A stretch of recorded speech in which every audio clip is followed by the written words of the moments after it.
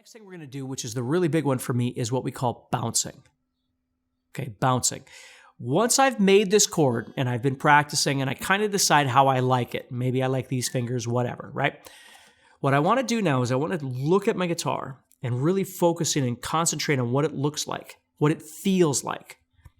And I want to practice, again, whatever fingers you're using, I want to practice bouncing. And what bouncing is pretending like my fingers are super glued together. I'm going to pick them up off the guitar and I'm going to set them back down where they go. So notice how I'm not strumming, okay? I've already practiced scratching for the day because I do it every day. I practice scratching on the days that I eat, right? I've already been doing that, okay? So my three things with this chord are I'm strumming through the chord to make sure all the notes are working.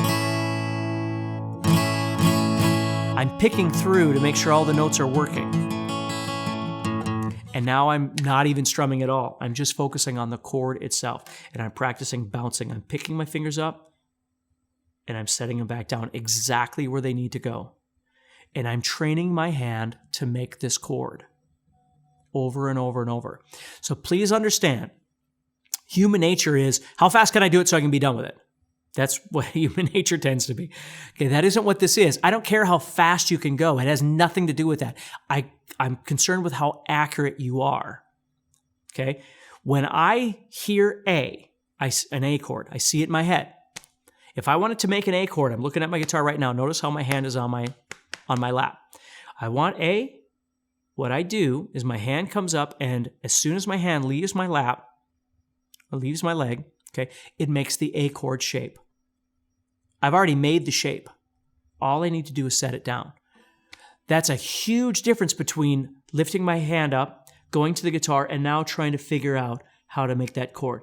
Because if I'm trying to play along with a song's already 3 measures in, and I'm still trying to make the chord from the first measure. Okay?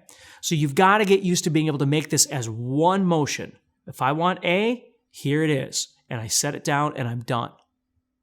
So I lift it up, I set it down. I train my hand to make this chord. I look at it, I concentrate.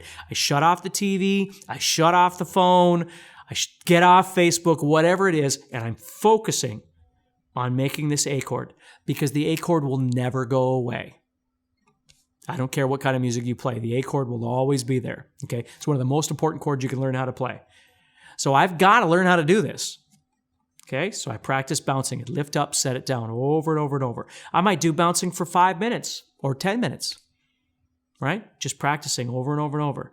And not just doing this and drinking coffee and looking around. And that's not what it is. I have to focus on what I'm doing. If I'm not going to focus, then I probably shouldn't be practicing in the first place because I'm not going to learn anything, or I'm certainly not going to get enough out of it. I need to spend the time practicing this over and over and over.